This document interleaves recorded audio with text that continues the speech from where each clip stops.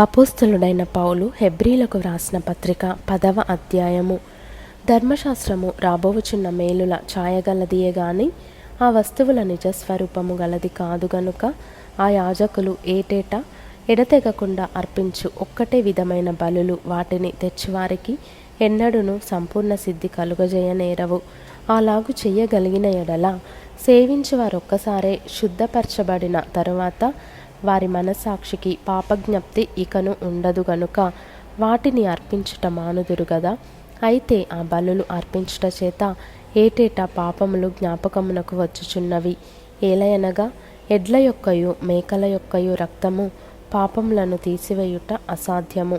కాబట్టి ఆయన ఈ లోకమందు ప్రవేశించినప్పుడు ఈలాగు చెప్పుచున్నాడు, బలియు అర్పణయు నీవు కోరలేదు గాని నాకొక శరీరమును అమర్చితివి.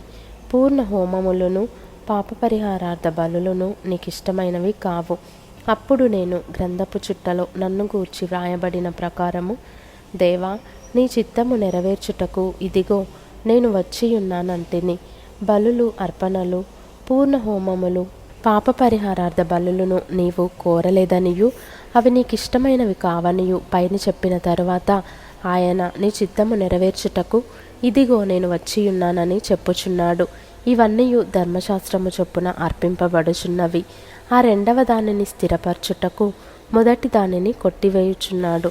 యేసుక్రీస్తు యొక్క శరీరము ఒక్కసారియే అర్పింపబడుట చేత ఆ చిత్తమును బట్టి మనము పరిశుద్ధపరచబడి ఉన్నాము.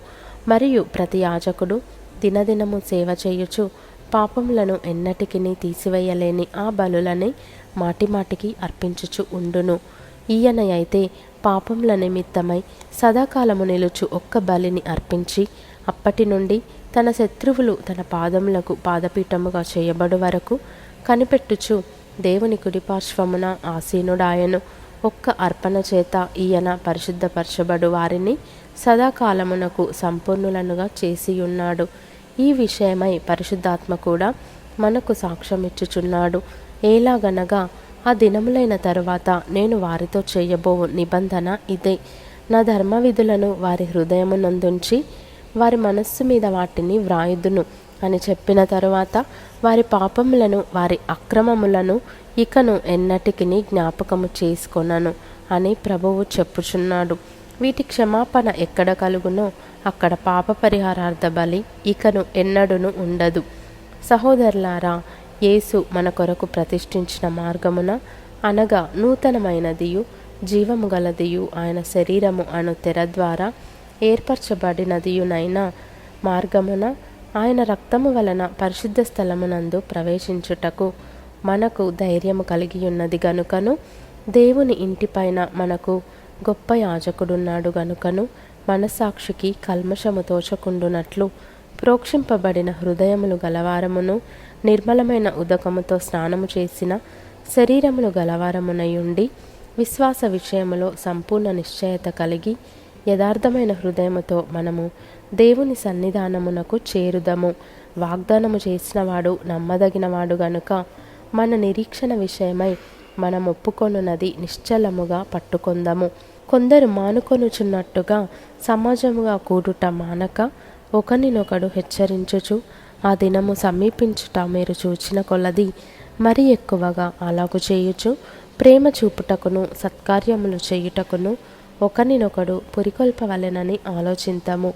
మనము సత్యమును గూర్చి అనుభవ జ్ఞానము పొందిన తరువాత బుద్ధిపూర్వకముగా పాపము చేసిన ఎడల పాపములకు బలి ఇకను ఉండదు గాని న్యాయపు తీర్పునకు భయముతో ఎదురుచూచుటయు విరోధులను దహింపబోవు తీక్షణమైన అగ్నియు నికను ఉండును. ఎవడైనను మోషే ధర్మశాస్త్రమును నిరాకరించిన ఎడల 2-3 సాక్షుల మాట మీద కనికరింపకుండా వాణ్ణి చంపించుదురు.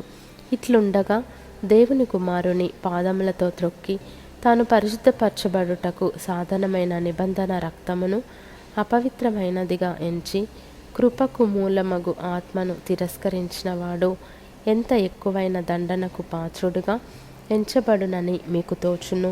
పగ తీర్చుట నా పని, నేనే ప్రతిఫలమిత్తుననియు మరియు ప్రభువు తన ప్రజలకు తీర్పు తీర్చును అనియు చెప్పిన వానిని ఎరుగుదుము గదా. జీవము గల దేవుని చేతిలో పడుట భయంకరము. అయితే మీరు వెలిగింపబడిన మీదట శ్రమలతో కూడిన గొప్ప పోరాటము సహించిన పూర్వపు దినములు జ్ఞాపకము తెచ్చుకొనుడి. ఒక విధముగా చూచితే మీరు నిందలను బాధలను అనుభవించుట చేత 10 మందిలో ఆరడిపడితిరి. మరి ఒక విధముగా చూచితే వాటిని అనుభవించిన వారితో పాలివారలైతిరి. ఎలాగనగా మీరు ఖైదులో ఉన్నవారిని కరుణించి మీకు మరి శ్రేష్టమైనదియు స్థిరమైనదియునైన స్వాస్థ్యమున్నదని ఎరిగి మీ ఆస్తి కోల్పోవుటకు సంతోషముగా ఒప్పుకొంటిరి. కాబట్టి మీ ధైర్యమును విడిచిపెట్టకుడి, దానికి ప్రతిఫలముగా గొప్ప బహుమానము కలుగును. మీరు దేవుని చిత్తమును నెరవేర్చిన వారై వాగ్దానము పొందు నిమిత్తము మీకు ఓరిమి అవసరమై ఉన్నది. ఇక కాలము బహు కొంచెముగా ఉన్నది. వచ్చుచున్నవాడు ఆలస్యము చేయక వచ్చును. నా ఎదుట నీతిమంతుడైన వాడు విశ్వాసమూలముగా జీవించును గాని అతడు వెనుక తీసిన ఎడల అతని యందు నా ఆత్మకు సంతోషముండదు.